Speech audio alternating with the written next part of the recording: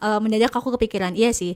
Terkadang untuk orang-orang dengan hidden disability gitu kan, mereka lah yang hidden disability ini yang dipaksa untuk Ya, memahami lingkungannya betul, gitu, betul, dipaksa betul, gitu. betul. Tapi kalau lihat dari sini berarti kalau di Jerman kesadaran kolektifnya adalah Iya, mereka malah memaksa mengajari dirinya sendiri betul, untuk memberi ruang bagi betul. orang-orang yang punya hidden disability Iya, gitu. misalnya nih Which is kayak itu kayaknya aku nggak ngerti ya, kita bisa nyampe ke titik itu berapa tahun lagi kira-kira ya. nggak tahu deh.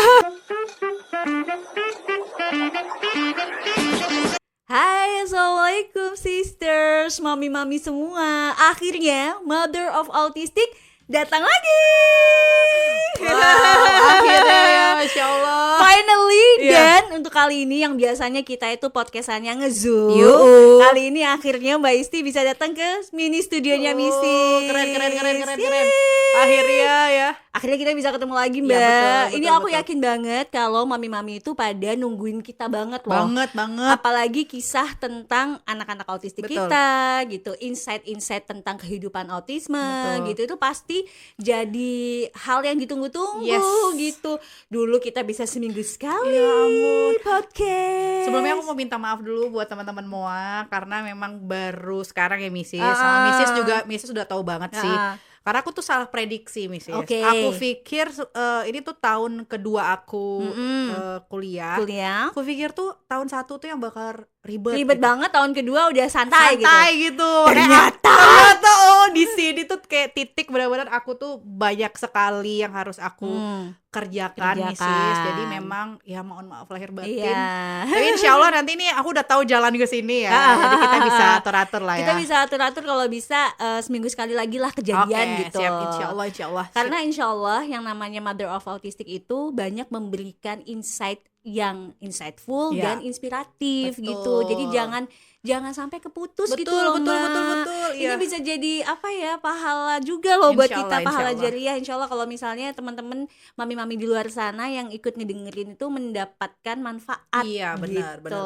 banget. Nah, udah lama gak ketemu nih, ujuk-ujuk tiba-tiba Asik. denger kalau Mbak Isti mau pergi ke Jerman Nah, buat presentasikan disertasinya yang berhubungan dengan autistik. Ceritain deh langsung. oke ini aku. Kok bisa? Nah, Kok aku gak diajak? aduh, enaknya ya harusnya ya. Harusnya Ya itu gimana, tuh gimana? sebenarnya accidentally sih. Jadi aku tuh ngelihat ada pengumuman di prodi aku kalau ada yang mau UI di UI UI ya. ada yang mau diberangkatin untuk ikut simposium di Jerman Oktober. Free. Dibiayain gitu.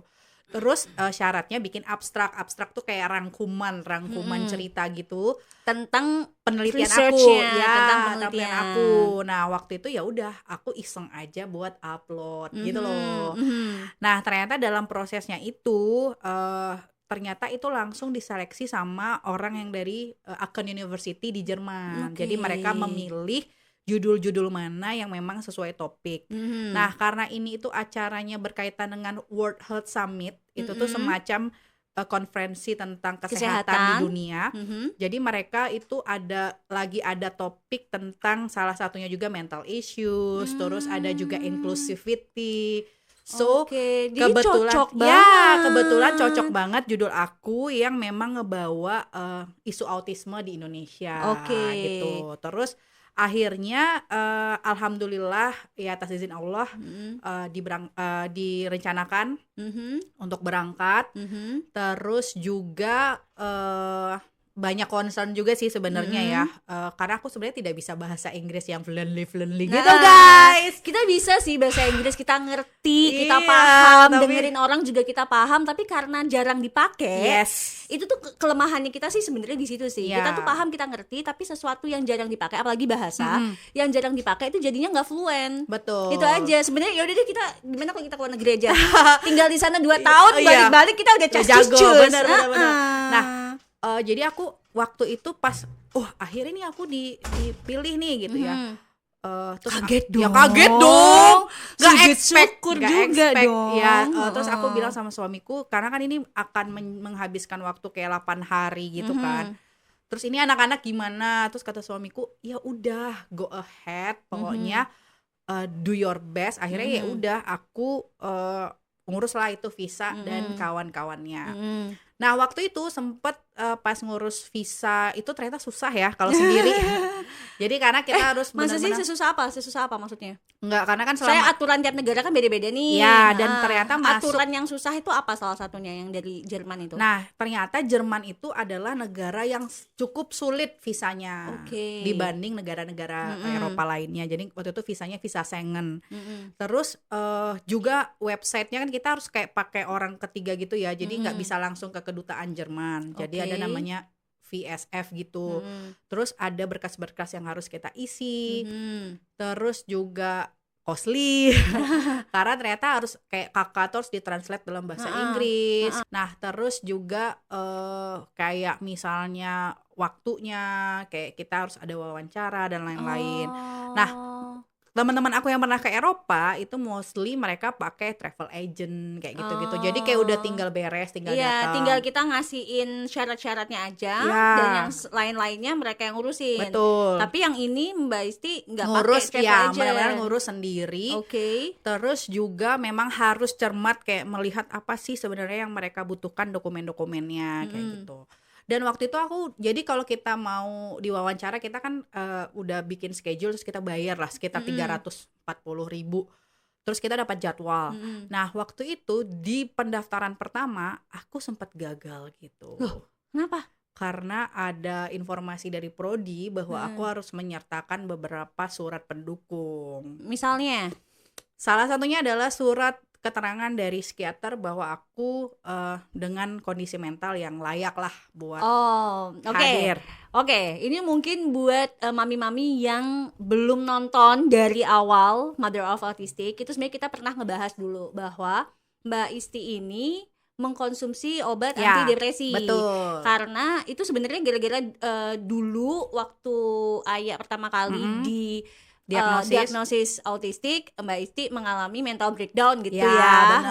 Jadi mild depression ya. Ya, jadi kayak dibiarin aja gitu. Nah, sampai pada satu titik didiagnosisnya major depressive disorder atau MDD. Dan akhirnya sejak itu mengkonsumsilah itu obat antidepresinya. Dan kemarin sempat yang waktu kita pertama kali kenal itu minum lagi. Jadi minum obat itu ada masanya minum setahun atau 2 tahun, terus enggak, terus ternyata minum lagi gitu. Dan ini tuh udah 2 tahun. Dan sebenarnya sudah turun dosis, udah kayak the last dosis gitu sih. Dan itu harus disertakan gitu ya. Ya, karena waktunya itu nggak cukup, akhirnya aku harus cancel yang visa pertama itu. Jadi harus ngulangi lagi sambil minta surat dari rumah tadi. sakitnya. Mungkin biar ini ya. Tapi aku sempat denger sih sebenarnya kisah yang ini dari Mbak Isti sebelumnya, karena kalau nggak salah di episode terakhir kita itu sempat ngebahas masalah ini juga sebelum berangkat gitu. Tapi aku tuh pengen banget ini dibahas lagi. Kenapa sih? Karena menurut aku ini tuh menginspirasi sekali. Katakanlah gini, banyak orang yang merasa, terutama orang awam ya, itu menganggap bahwa orang yang minum obat antidepresan atau orang yang depresi itu adalah orang yang tanda kutip menakutkan gitu. Seolah-olah nanti ujuk-ujuk dia bisa ngereok di jalan gitu misalnya. Ujuk-ujuk bisa kabur kayak orang gila gitu. Padahal sebaliknya loh. Ini aku tuh pengen ngasih tahu ke mami-mami dan ke semua orang yang nonton podcast ini gitu, Mother of Autistic. Aku pengen ngasih tahu bahwa malah di pandangan aku orang yang pergi ke psikiater lalu akhirnya mengkonsumsi obat itu adalah orang yang responsibel, orang yang bertanggung jawab akan dirinya. Saat dia tahu bahwa dirinya itu ada sesuatu yang perlu diobati, ada yang perlu dibantu gitu, dia melakukannya. Ya sama kayak orang sakit lah. Orang sakit tipes itu ke dokter gitu. Nah ini ada sakit di jiwanya gitu yang mungkin nggak kelihatan darahnya gitu, nggak kelihatan lukanya, dia pergi ke dokter jiwa. Gitu loh. Dan ini juga bentuk bentuk tanggung jawab saya ya, karena kan di sini saya datang ke Jerman mewakili Universitas Indonesia. Jadi saya juga harus bertanggung jawab nih untuk menjadi delegasi yang baik. Itu kenapa saya physically and mentally gitu. Jadi saya menyertakan surat keterangan dari psikiater. Jadi itu langsung dari prodi bersurat ke rumah sakit. Terus nanti psikiaterku yang bikin. Terus nanti baru di okein sama prodi untuk mengurus visa kembali seperti itu. Nah ini teman-teman, jadi kita perlu keterbukaan juga terhadap diri kita. Jangan sampai kita menutupi, misalnya kayak aku ya, seandainya saat itu ketika aku udah lolos terus aku kayak berpura-pura aku tuh nggak pasien depresi loh gitu. Nah kadang orang-orang di luar kita yang nggak paham itu akan merasa yang tadi Mrs. bilang, akan takut kumat, takut tiba-tiba lalalali gitu ya. Jadi concerning gitu. Iya, tapi kita harus menunjukkan secara legalitas kita tuh bertanggung jawab loh. Kita itu ke psikiater dan ada surat resmi untuk menyatakan bahwa kita itu siap. Selain ya teman-teman, kalau ke luar negeri kita bawa obat ya, itu biasanya juga harus ada suratnya. Ini obat apa? Ya, ada betul, resepnya betul. jelas dari dokter, keterangannya apa Yes. gitu kan. Nah, jadi aku tuh sudah berpikir aku nggak mungkin menutupi ini. Betul. Misalnya nih, Dan pun Mbak Isti juga bukan tipikal orang yang menutupi hal Betul, ini pun betul. dalam Itu nggak bijak. dalam keseharian gitu. Benar. Malah cukup terbuka Betul. untuk menginspirasi teman-teman di Betul. luar sana yang juga mengalami hal yang sama. Betul. Untuk ya udah kalau lo sakit secara mental Ya nggak gitu, apa-apa. datang aja ke psikiater, lo Ya. minum obat, gak masalah. Betul. Lo minum obat itu menunjukkan bahwa kamu responsibility sama dirimu Betul, sendiri, betul. bukan nunjukin kalau kamu orang gila. Betul banget. Nah. Jadi kayak di sini aku tuh merasa bahwa kesempatan, jadi inklusif itu kalau kita ngomongin autisme udah jelas ya, inclusivity terhadap autisme, tapi sebenarnya orang-orang dengan major depression disorder atau MDD ini juga harus mendapatkan perilaku yang inklusif. Jadi jangan sampai misalnya nih sebuah universitas bikin suatu penyelenggaraan hibah lalu ternyata tahu nih salah satu pesertanya itu adalah ternyata pasien depresi, terus Di-cut gitu misalnya, atau didiskualifikasi, dihalangi, ya diskualifikasi. dihalangi. Itu nggak bijak banget dan itu tidak sesuai dengan apa yang selama ini para dokter atau apapun yang sampaikan, bahwa kita harus inklusif terhadap teman-teman yang punya masalah kesehatan mental, termasuk ya dalam kondisi autistik pun kan banyak juga kan orang-orang autistik yang dicegal, yang dianggap tidak layak seperti itu ya. Nah ini sebenarnya hal yang saya tangkap bahwa semua tuh punya kesempatan yang sama atas izin Allah. Jadi kalau teman-teman merasa aku nggak mau ke psikiater, aku nggak mau didiagnosis depresif karena aku takut kalau di kantor ntar aku dianggap nggak layak, aku dianggap nggak capable Betul, gitu. betul. Padahal itu tadi ya, saat kita udah minum obat depresi tadi, itu berarti adalah cara kita untuk tetap sane, Iya, ya kan? betul, tetap waras betul. gitu. Betul, dan depresi itu teman-teman juga spektrumnya luas sama kayak autism Iya. ya. Jadi nggak bisa kita melihat satu orang depresi terus kita akan menganggap semua orang depresi itu melakukan hal yang sama. Karena depresi A, depresi B sampai Z itu bisa beda-beda gitu loh. Balik lagi, jangan judgmental. Betul. Jangan juga menstigma lah ya. Betul. gitu. Pahami dulu. Kalau misalnya ada momen buat ngobrol ya ngobrol dulu. Betul. Apalagi tipikal kayak kita ya gitu, betul, yang betul, ngomongnya betul, yang betul. orangnya tuh bisa diajak diskusi Betul, gitu, bisa betul. diajak ngobrol Betul. gitu. Ya udah. Ini masih sesi pertama nih. Oke. Kita akan lanjut ke sesi kedua buat ngelanjutin kisahnya Mbak Isti sebelum, saat, dan setelah di Jerman ngobrolin tentang autisme. Sesi berikutnya. Oke, sekarang lanjut ya. Tadi udah ngomongin tentang semua proses yang harus dilalui sebelum akhirnya berangkat ke Jerman. Ya. Langsung aja deh, aku penasaran banget. Waktu udah di Jerman, ceritain. Yang jelas ya, disclaimer, aku gak pernah keluar negeri sebelumnya. Sama.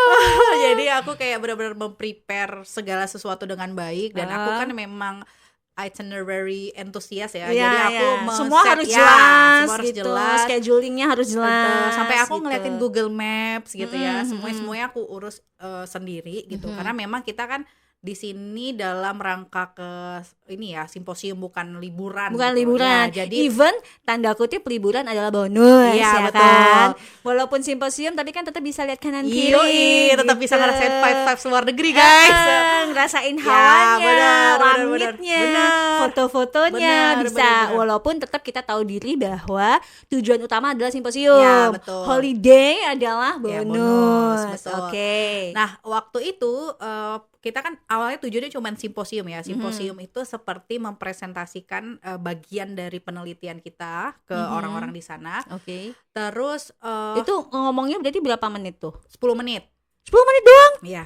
10 menit doang? Tapi kan kita menonton orang-orang yang lain, peserta-peserta Oh, yang enggak, lain. maksudnya satu orang tuh ngomong tanda kutip cuma 10 menit, Yes, cuy. 10 menit, cuy. Oh, ya Allah. Ya, Jadi sisa- dengan segala macam persiapan dan lain sebagainya tuh hanya untuk ngomong 10 10 menit ya. yang terbaik lah. Kita Oh, memberikan berarti emang luar biasa ya. Ya. Gimana caranya kita berpikir bahwa 10 menit ini cukup untuk semua menyampaikan. yang ada dalam intisari disertasi kita gitu, dalam research kita itu bisa masuk. Ya, itu Dan susah. kalau bisa memberi apa ya, inspirasi Ya, kepada betul, siapapun yang waktu betul. itu ikut mendengarkan Betul. presentasi kita. Tapi keren banget sih itu. 10 menit yang menegangkan ya. Ya, betul. Heeh. Terus itu tuh di hari, jadi aku berangkatnya itu di hari kedua itu langsung. Jadi hari pertama nyampe, terus besoknya tuh udah langsung simposium. Nah ternyata alhamdulillah juga kita dapat free entry masuk ke World Health Summit. Jadi itu 3 hari Oke. konferensi dunia yang datangnya itu tuh Dari segala macam negara. iyalah, Bill Gates aja datang cuy. Oh iya, Yes. foto nggak ente? Enggak sih. Enggak kerich ya. Iya nggak kerja ya. Aduh pak jauh ya. Terus kayak ininya WHO, kayak heeh. pokoknya presidennya WHO dan lain-lain itu semua datang. Dan Gitu. semuanya intinya ngomongin tentang inklusivitas dan mental health juga. Terus ada ngomongin infeksi pandemik. Oh, tentang Ya, health life health juga life ya. lah, Apa tentang gitu. health lah Betul. gitu. Nah, itu tuh kalau kita bayar masuk ke sana itu bisa 8 sampai 10 juta. Nah, ini kita tuh dikasih free entry. Free. Oh, Masya Allah. Masya Allah. Jadi akhirnya aku langsung kayak udahlah sikat ini karena kita dikasih. Udahlah, kita mumpung di sini semuanya kalau bisa kita masukin. Iya, betul. Badan misalnya bisa dibagi 10, bagi 10 deh, Iya, biar betul. bisa masuk semua konferensinya. Karena Gitu. kan kesempatan tidak datang 2 kali. Betul. Nah, sehingga momennya kudu dimaksimalin benar. gitu. Sehingga sebenarnya itinerary yang 3 hari tadinya mau jalan-jalan tuh akhirnya kita mengambil kesimpulan ya waktu sama dokter Arum bahwa kita harus ikut ini karena ini tuh kayak profesor aku aja tuh kayak pengen banget ke sana Iya, beruntung banget gitu. iya, Jadi iya, kayak ya iya. oke Prof, saya akan mewakili lah maksudnya Iya. udah di Balik lagi ya, Ya. jalan-jalanan liburan itu sebenarnya adalah bonus. Betul. Fokus utama Betul, ini gitu. betul. Karena kan insya Allah kalau Allah kan bisa, Allah maha kaya. Ya, betul, kita insya Allah betul. bisa dikasih rezeki lagi untuk kesana hanya Betul. untuk holiday. Nah, Tapi cuman kalau untuk simposiumnya doang tuh kan Nggak, belum tentu betul, ada lagi benar, kesempatannya benar. gitu. Tapi sebenarnya Berlin itu ya, karena kan aku ke Jermannya ke Berlin itu tuh kota yang udah kota wisata dalam artian tuh kita nggak perlu ke tempat wisata untuk berwisata. Betul. Jadi kayak aku antar train ke train aja tuh Udah wisata. I Gitu. know that feeling. Aku, Iya. aku Oke. paham banget kok. Ya Aku kan, paham pasti banget. Korea. Aku paham Terus kita banget. kan merasa bahwa ya kita pun Aduh, tujuan kita vibes-nya udah beda aja Ya. tuh adalah udah wisata. Wisata, Aku benar-benar. ngerti banget itu maksudnya. Benar. Heeh. Dan aku beruntung kan juga dapat ibaratnya dapat teman di situ. Terus juga pas jadi ternyata tuh Akon University itu di Jerman dia tuh punya program penelitian untuk negara-negara berflower. Apa tuh maksudnya? Ya kayak kita lah Indonesia. Oh, terus kita ada adalah negara berflower. flower, Maksudnya berkembang, berbunga. berkembang. Oh Tuhan. Ya Allah, kemana aja? So sorry. Oke. Jadi baru Jadi tahu. kayak- Oke. ya. Jadi tadi gue langsung mikir negara berbunga maksudnya apa ya? Dia udah mikirin bunga sakura Iya, aja nih. makanya. Ternyata negara berkembang. Ya, Oke, oke. baiklah, notes ya. Nah, jadi negara kalau berkembang kayak Pakistan, terus kemarin mereka ngundang orang Ukraina, Georgia. Aku sampai kayak Georgia itu di mana ya? Nah, iya. Ternyata itu tuh kayak deket-deket Rusia, ada Azerbaijan kayak gitu-gitu. Jadi akhirnya aku ketemu dengan orang-orang itu beragam ya pas di simposium. Oke. Nah, dengan aku yang bahasa Inggris ya pas-pasan ini, aku les bahasa Inggris sih, les speaking online gitu tiap malam. Makanya kalau Sebelum berangkat ke Jerman, Yoi. Karena kan harus memberikan yang terbaik Iya. ya. Terus akhirnya di situ pas sampai Jerman tuh kayak mau nggak mau secetek-cetek apapun skill bahasa Inggris Anda harus tetap pakai bahasa Iya. Inggris. Dan Iya. tapi jangan salah ya, aku bisa memahami bahwa setiap orang tuh akan memahami dan mengapresiasi kok. Iya betul aku setuju Beda banget. ya bukannya apa ya, nggak semua orang kayak gini, tapi Iya. kadang beda sama orang kita sendiri. Yoi. Kalau orang kita sendiri, kita tuh sampai takut untuk ngomong bahasa Betul, Inggris betul. karena Takut nanti dikoreksi. takut dikoreksi gitu, dibenerin tensisnya, Ya, dibenerin betul, cara betul, ngomongnya. betul, Padahal even misalnya kita orang Jawa dan ngomong bahasa Inggrisnya medok Iya. gitu, ya it's okay. Itu Betul. memang root kita tuh kayak gitu gitu. Betul. Nah kalau di luar negeri, aku yakin bahwa setiap orang tuh lebih toleransinya tuh lebih tinggi gitu. Betul. Dia mentoleransi kamu yang berusaha untuk ngomong. Iya, betul. Gitu. Jadi mengapresiasi. Kadang bahasa Inggris itu kan tidak hanya tentang tenses, tapi tentang apa yang kita ingin sampaikan tuh tersampaikan. Betul. Dan itu yang aku rasain. Alhamdulillah, jadi pas aku presentasi itu deg-degan parah dong.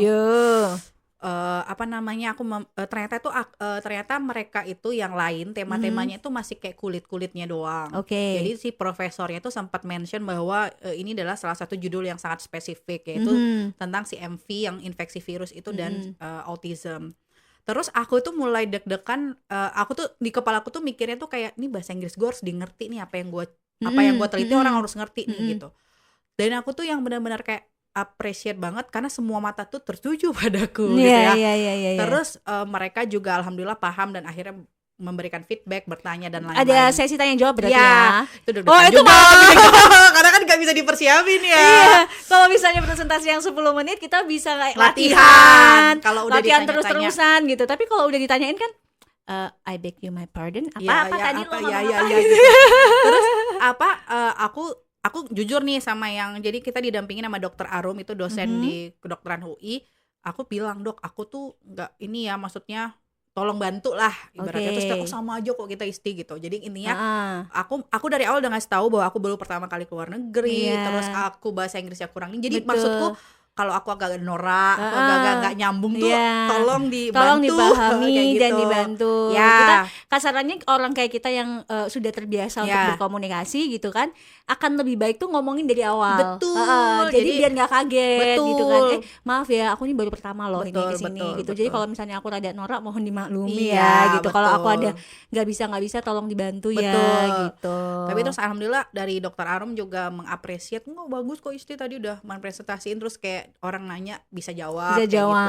Terus setelah itu biasanya ada coffee breaks gitu. Terus ada yang kedatengin aku, terus ada yang bilang gini, aku tuh sangat tertarik banget loh sama penelitian kamu.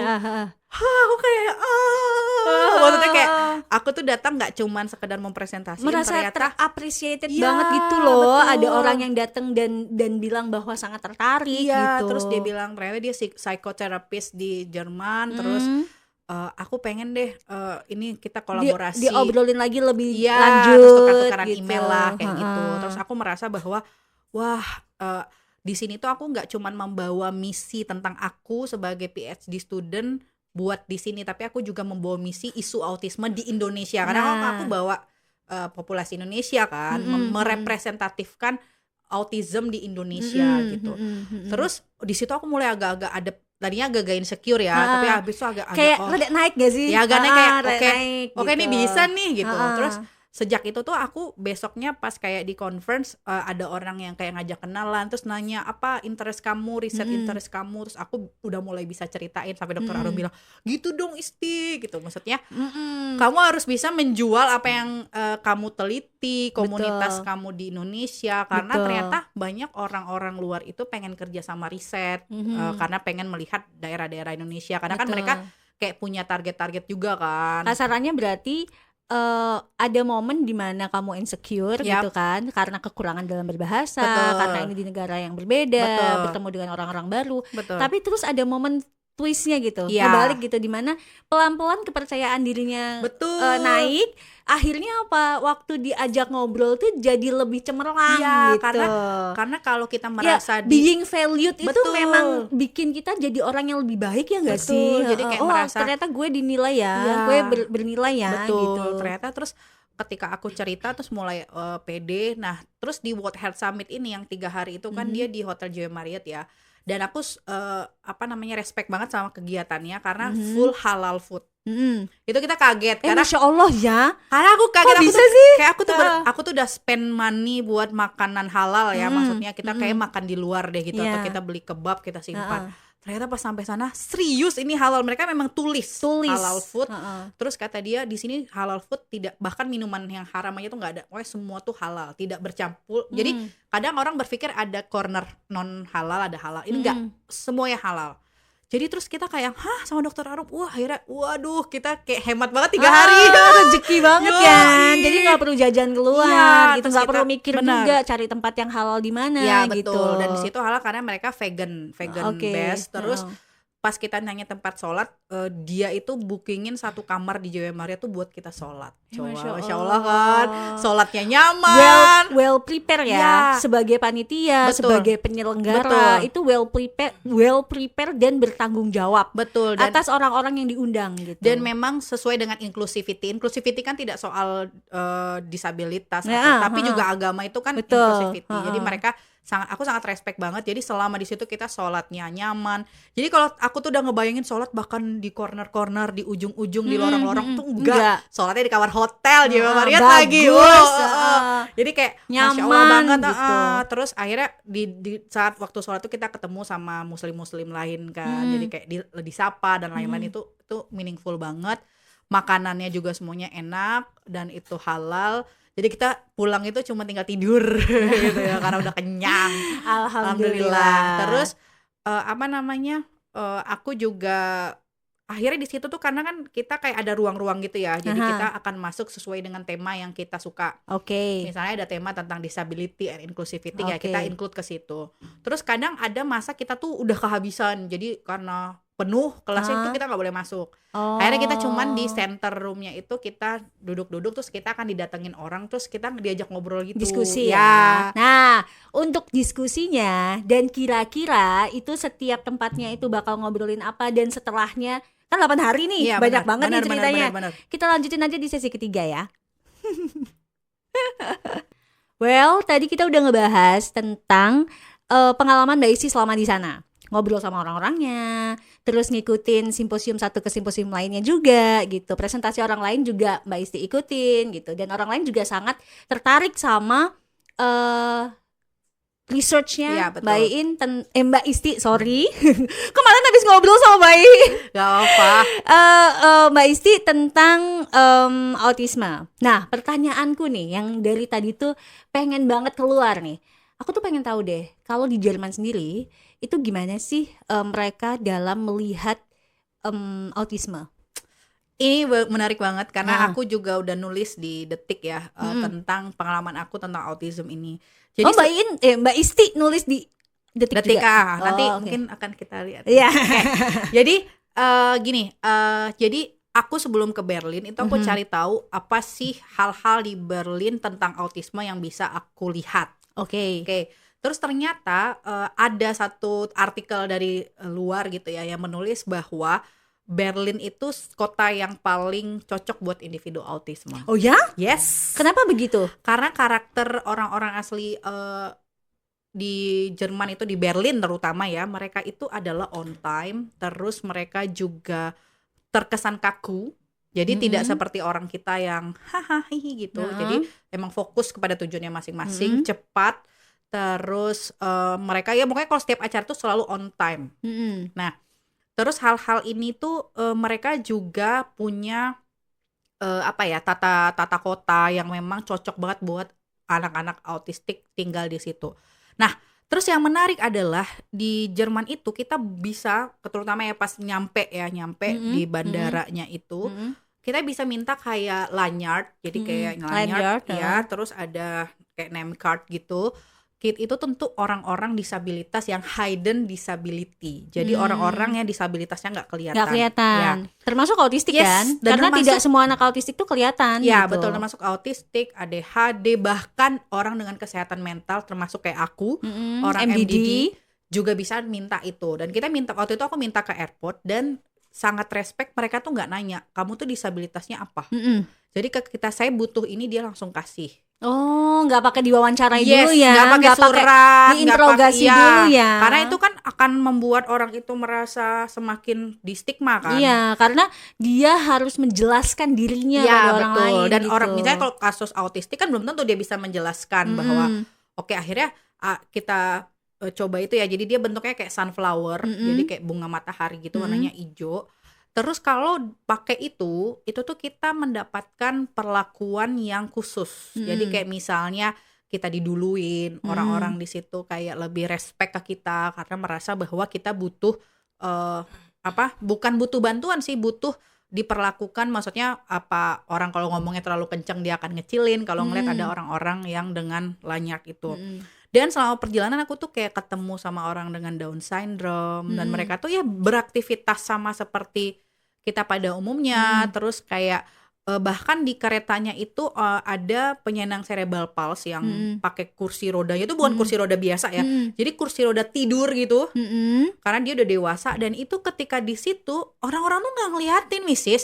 Jadi kayak itu udah part of them aja gitu. Part of life, dan mereka adalah bagian Iya, dari masyarakat gitu. Kalau kita kan pasti udah kayak dilihatin sakit apa bagian gitu dari kan. community Ya, lah betul. sudah. Tapi cukup aja udah lumayan ya. Soalnya kalau aku ngebayangin naik KRL kita kayak gak akan cukup ya. Gimana tuh? Cukup sih sebenarnya, bentuk KRL-nya mirip-mirip sih.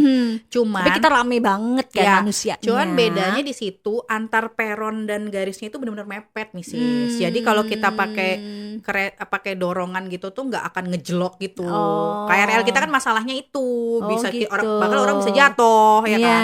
Terus busnya itu kalau berhenti turunnya itu dia pasti kayak miring, jadi kayak ada katrol gitu ya, miring, terus pasti tuh garisnya tuh persis di trotoar. Jadi kayak orang yang bawa koper, orang yang bawa kursi roda aman. aman. Nenek-nenek itu aman semua. Jadi secara transportasi itu mendukung sekali orang-orang dengan disability untuk bisa naik ya, untuk bisa merasakan. Ya, Masya Allah ya. Jadi kayak dengan dia pakai lanyard itu aja tuh udah kayak, misalnya nih kayak kita di KRL ya, misalnya pakai pin ibu hamil aja tuh ya sekarang ya masih ada kan yang teriak ibu hamil beri kursinya, masih gitu kan. Belum ada kesadaran belum bahwa ada kesadaran kolektif bahwa kalau kamu udah pakai itu berarti kamu harus bersikap bagaimana. iya gitu. Dan rata-rata di KRL kan hanya buat prioritas kan. Padahal kalau di Jerman itu tuh kursi prioritas itu aku ngelihatnya cuman untuk orang yang bawa kursi roda. Jadi emang ada tempat duduk khusus buat yang bawa kursi roda. Tapi kalau buat orang prioritas kayak hidden disability, mereka akan tahu dia pakai ini berarti dia butuh. Nanti dia akan menawarkan untuk duduk seperti itu. Jadi benar-benar dengan identitas itu bukannya menstigma ya, tapi mereka malah menerima dengan bagaimana mereka untuk menyesuaikan lingkungan agar si person ini nggak terganggu. Ngomongin itu ya, mendadak aku kepikiran, iya sih. Terkadang untuk orang-orang dengan hidden disability gitu kan, mereka lah yang hidden disability ini yang dipaksa untuk memahami lingkungannya, betul, dipaksa betul, gitu. Betul. Tapi kalau lihat dari sini berarti kalau di Jerman kesadaran kolektifnya adalah mereka malah mengajari dirinya sendiri untuk memberi ruang bagi orang-orang yang punya hidden disability gitu. Misalnya nih kayak itu kayaknya aku nggak ngerti ya, kita bisa nyampe ke titik itu berapa tahun lagi kira-kira ya? Nggak tahu deh. Nah kayak misalnya nih contoh kita lagi ngantri apalah gitu ya, misal di bioskop atau kita ngantri di keretanya jarang ngantri sih. Nah itu kita kan kalau kita pakai si lanyard tadi kita akan mendapatkan spesial, kamu boleh di sini, karena kan mereka tahu kalau orang-orang autistik itu tidak bisa lama-lama, misalnya contoh ya kasusnya autisme, tidak bisa lama-lama di dalam keramaian. Betul, gitu. Jadi nanti petugasnya akan kayak ini kamu lewat sini aja biar jadi lebih, ada special treatment atau ada special space gitu kan, buat mereka nyaman. Dan aku yang keren lagi di universitas itu, di Aachen University itu, waktu kita mau sholat mereka itu minta kita sholat di satu ruangan, dan ternyata itu ruangan snoezelen. Kalau teman-teman pernah ini ya sih yang suara itu bukan? Ya yang ada calm gitu ya, loh. Ya, terus dia menulis itu snoezelen, dan kalau teman-teman pengen tahu snoezelen itu sebenarnya aku nggak tahu ya, aku udah pernah bahas apa belum kita ya. Pernah bahas di Moa. Kita pernah bahas ya. Nanti Moa. tinggal dicari ya snoezelen. Nah di situ aku lihat, terus aku tanya ini ruangan apa gitu. Aku tahu iya ini tuh ruangan untuk mahasiswa bisa relax, rehat. Jadi ternyata mereka benar-benar mempersiapkan kesehatan mental si mahasiswanya dengan di situ. Sebaik itunya. Ya. Mereka berarti memikirkan orang itu. Ya, sampai memikirkannya. Betul, gitu loh. Tempat untuk betapa mereka pentingnya nyaman. Kesehatan mental sehingga mereka sampai nge-build sebuah tempat yang bisa untuk relaksasi gitu. Dan aku bilang ini juga cocok untuk orang-orang autisme, karena kan memang beberapa klinik di rumah sakit itu ruangannya di set up snoezelen supaya lebih nyaman. Makanya aku sempat mention di story juga sekolah-sekolah inklusi di Indonesia yang punya siswa-siswa autisme tuh kayak perlu deh meng-create satu ruangan. Jadi ketika anaknya itu mungkin tantrum atau mungkin overwhelmed, jadi bisa masuk ke situ tuh bukan cuman sekedar dimasukin ke ruang kosong, tapi ke ruang buat membuat dia lebih rileks. Dan itu yang aku benar-benar respect saat di Jerman itu sendiri ya, di Berlin terkhususnya, bahwa orang-orang itu memang sudah budayanya sudah di set up dan memang tata kota, tata ruangnya sudah sangat amat nyaman. Jadi kadang aku berpikir gini, besok misalnya nih ya, kalau misalnya rezeki ya, Malik Aya punya kesempatan untuk bisa sekolah di luar di negeri, sana kayak gitu. Berlin itu akan menjadi salah satu opsi gitu kan, untuk diusahakan betul gitu. Karena kalau pas aku ke Amsterdam itu, sebenarnya ke Amsterdam itu pas pulang Mrs. itu tuh karena tiketnya lebih murah. Jadi selisih pulang dari Berlin ke Indonesia sama Amsterdam Indonesia tuh 4 juta. Wow, gede banget. Jadi mending kita jalan-jalan kan di Jadi Amsterdam. mendingan ke Amsterdam dulu, ya, jalan-jalan baru bentar. baliknya Ya, dari Amsterdam betul. ke Indonesia. Nah bedanya kalau di Amsterdam, karena Amsterdamnya kalau Amsterdam itu lebih ke city ya, jadi walaupun memang mereka juga maksudnya lebih rame gitu ya, lebih kalau Berlin tuh kayak lebih tenang aja kalau aku ngerasain ya. Kalau ditanya kalau Berlin apakah kebanyakan universitas, kebanyakan untuk pemerintahan apa gimana? Bisa mungkin. Jadi Terus dia yang banyak untuk situs-situs kayak museum kayak gitu-gitu kan. Jadi untuk yang kasarannya nih, untuk yang pengen lifestyle, tenang, pengen tenang, city nyaman banget itu Amsterdam gitu kali ya. Ya, jadi kalau di Amsterdam itu lebih kerasa vibe city, tapi kita ke Amsterdam itu juga ke desanya sih, kita cari desa-desa yang di sekitar Amsterdam buat mendapatkan ketenangan lah ya. Iya. Jadi kayak masalah keramaian udah banyak di Jakarta, gitu, kita butuhnya ketenangan. Betul. Dan jadi kalau aku sebenarnya belum mengeksplor banget kota Amsterdam sendiri ya, tapi kalau disuruh pilih itu ya memang kayak kalau mau ke Belanda itu mending ke kota-kota kayak Groningen atau ke daerah-daerah kecil lah yang di sekitar itu kalau mau tinggal ya di Belanda. Dan itu Mbak Isi sendirian? Maksudnya sama Bu Arum ya? Iya, sama Dokter Arum. Jadi sebenarnya nggak pakai guide gitu maksud aku. Bener-bener enggak. Jadi bener-bener cari sendiri. Jadi kayak ngebolang lah ya. Ngebolang. Nah waktu itu di Belanda kan sama Dokter Arum aja nih, yang ada satu lagi penerima hibah, satu lagi tuh ada project lah di sekitar Amsterdam juga, tapi dia nggak jalan-jalan bareng kita. Jadi itu tuh benar-benar kita tuh kayak ngelihat satu lagi orang-orang di Berlin, kalau misalnya teman-teman tidak ada petugas ya, jadi di kereta dimanapun tuh nggak ada petugas. Jadi kalau misalnya kita nanya ke orang nih, ini gimana ya, dia pasti akan nyuruh kamu lihat aplikasi atau petunjuk di situ. Jadi saking mereka itu nggak kayak kita yang kalau ditanya tuh kita sampai jelasin gitu, mereka nggak. Jadi mereka karena semuanya sudah ada di aplikasinya, semandiri gitu, udah jelas. Jadi tidak ada petugas. Jangan bayangin pas tuh. Oh ya, terus di Berlin itu tidak pakai tap-tap. Jadi kita beli multi trip 7 hari. Terus dia cuman kayak kartu bioskop gitu. Terus aku cuman taruh belakang handphone kan. Nah itu kan katanya ditanyain, tapi nggak ada yang nanyain selama aku 4 hari di situ. Jadi tuh masuk ke transportasi, kayak keluar masuk aja gitu. Jadi kayak transportasi kejujuran sih menurut aku ya. Jadi kayak orang-orangnya juga udah nggak mungkin nipu-nipu lah kayak gitu ya.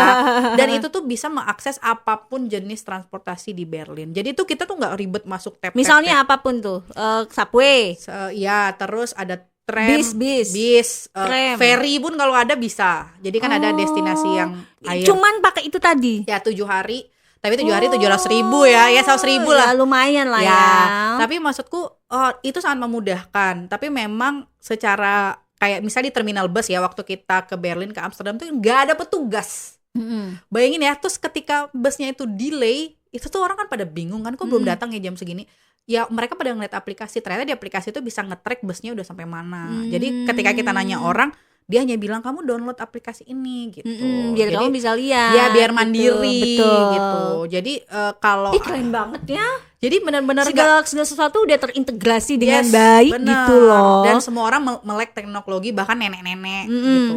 Jadi kalau kayak di bus tuh jangan pikirin kalau kita bisa nanya nanti berhenti di mana gitu. Biasanya supirnya kayak yang kayak gitu. Jadi kita benar-benar harus tahu sendiri ya, gitu, lihat sendiri, tahu sendiri ini gitu, mau berhenti di mana, ya, mau di apa tuh udah ngerti sendiri, jangan banyak tanya lah ya gitu. Terus kalau aku sama dokter Arum biasanya tetap nyalain GPS biar mastiin jalur kita itu udah benar. sesuai. Kadang kan takutnya jalur di sebaliknya kan. Kalau sebaliknya ya udah ya tinggal turun lagi. Ya benar. Udah, gitu. Dan kalau di Amsterdam itu kendaraannya lebih gitu Mrs. Kalau di Berlin tuh tenang.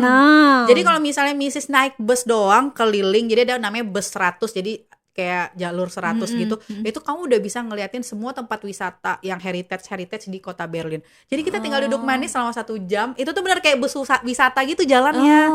Jadi kita bisa enjoy kan. Emang bener-bener ini ya, tanda kutip, selama kita berani dan kita mau belajar, Ya, kita betul. bisa melek teknologi, Itu bisa. kita tuh bisa kemana-mana tuh sendirian. Betul. Gak perlu pakai guide lah kasarannya gitu. Dan masalah makanan juga di Berlin itu kan banyak Turkis ya, jadi banyak sekali makanan halal. Jadi gitu, itu gampang sih menurut aku. Terus yang aku paling senang kalau di Eropa, aku nggak tahu ya kalau di Korea, air keran itu bisa diminum. Jadi kayak air keran di toilet gitu tuh bisa diminum, dan aku tuh merasa benar-benar kayak tapi itu takut surga. gak sih? Enggak sih, karena soalnya kan kita udah terbiasa takut ya. Air keran tuh pasti ya kalau nggak yang bukan buat masak juga bahkan kalau kita gitu kan. Tapi memang mereka itu di Amsterdam dan di Jerman ya, aku nggak tahu apakah seluruh Eropa itu memang udah dari bawah alat itu emang udah di bawah tanah gitu, jadi udah disaring dari inti bumi lah, mungkin gitu ya. Jadi tuh waktu aku ke hotel itu dia ada kejadian agak dodol dikit ya. Jadi kan biasanya kalau kita di hotel itu disediain minum, terus itu buat kita kan komplement. Terus aku haus banget nih, langsung minum cek. Ternyata pas aku botol, buset, 4,5 euro itu setelah 80 ribuan lebih kali. Terus aku kayak kirain komplimen ya. Iya, terus aku ternyata tanya kan, beli. Aku tanya ke ininya, orangnya kan datang ke dalam mau pasangin, kita kan pakai extra bed karena bertiga. Terus aku tanya, iya itu 4,5 euro. Terus aku bilang, wih buset, mahal banget minum di sini. Aku suka minum lagi. Terus tapi apakah di swalayan kayak di bawah juga seharga ini? Aku bilang gitu kan. Oh enggak, di sini tuh free water dari yang itu, tap water istilah mereka. Jadi mau dari Jadi keran. kamu mendingan kalau misalnya nggak mau beli yang kayak gitu, yang kemasan, ambil aja tap waternya gitu. Dan terus aku tuh rajin mandi di sana, Miss. Oke. Kapan lagi jadi Raisa mandi pakai air mineral? Iya. Jadi kayak aku tuh kayak pokoknya saya biasanya mandi ala kadar, jadi benar-benar mandi dinikmati gitu ya. Air bersih. Biarkan semua kotoran dan polusi dari bener. Jakarta ini hilang. Bener-bener itu gitu. tuh kayak surga banget sih. Dan menurut aku ya kayak gitu ya, orang-orang di luar pun misalnya kalau nggak mampu, kan di situ tetap ada orang-orang yang homeless. Setidaknya dia masih bisa minum lah, ya kan? Karena kan minumnya ada di mana aja. Gitu sih. Pokoknya menurut aku perjalanan di kemarin itu sangat berkesan. Terus untuk autisme sendiri itu juga sangat luar biasa sih ternyata di luar negeri. Jadi inti dari pertanyaanku tadi, pandangan tentang orang Jerman tentang autisme jauh lebih baik ya. Baik banget. Jauh lebih baik Dan ya. itu menjadi part, mereka tuh menganggap autisme tuh ya bagian dari mereka. Dan semoga kita gitu, at least minim Jabodetabek deh ya. Kalau Indonesia ya kita berdoanya se-Indonesia, tapi at least se-Jabodetabek ini untuk inklusivitas itu perlu untuk sering dikeluarkan gitu. Mungkin ini salah satu dari peranan MOA ya. Kita kan juga bagian dari masyarakat gitu. Peranan MOA adalah untuk memberi edukasi, untuk memberi inspirasi, untuk memberi insight kepada siapapun yang mendengarkan. Tidak hanya untuk orang dengan anak berkebutuhan khusus ya gitu. Tapi kalau bisa untuk semuanya gitu. Untuk mulai mencoba membuka wawasannya tentang anak-anak berkebutuhan khusus. Tentang orang-orang dengan height disability. Iya, bagaimana merespon mereka Mungkin memang secara teknologinya, secara fasilitasnya, mungkin kita belum terintegrasi dengan baik, tapi paling tidak apa yang perlu dinaikin? Manusianya. Betul. Itu yang paling penting justru. Itu yang paling penting. Jadi morality kita sebagai manusia untuk menerima dan how to live with hidden disability, with special needs gitu, itu yang perlu duluan deh. Soalnya kalau udah ngomongin tentang teknologi yang terintegrasi, itu tentang transportasi yang terintegrasi, itu kan berat nggak ranah kita ya. Bukan ranah kita, itu udah pemerintah, itu udah investor, apalah. Kita mulai dari diri kita sendiri deh. Kita ajarin diri kita sendiri, anak cucu kita, tetangga kita, sebelah kita itu untuk memahami tentang hal ini gitu, tentang inklusivitas. Ya udah, obrolan hari ini menyenangkan banget ya. Setelah Seru sekian banget, lama yoi. Moa nggak ngobrol. Bener-bener. Tapi insya Allah kita akan mencoba nih untuk nge-arrange waktu supaya kita bisa sering-sering nih bikin podcast Moa di studionya Misi. Ya udah, kalau gitu buat kamu jangan lupa untuk like, comment, and subscribe YouTube channel. I love you. Mwah.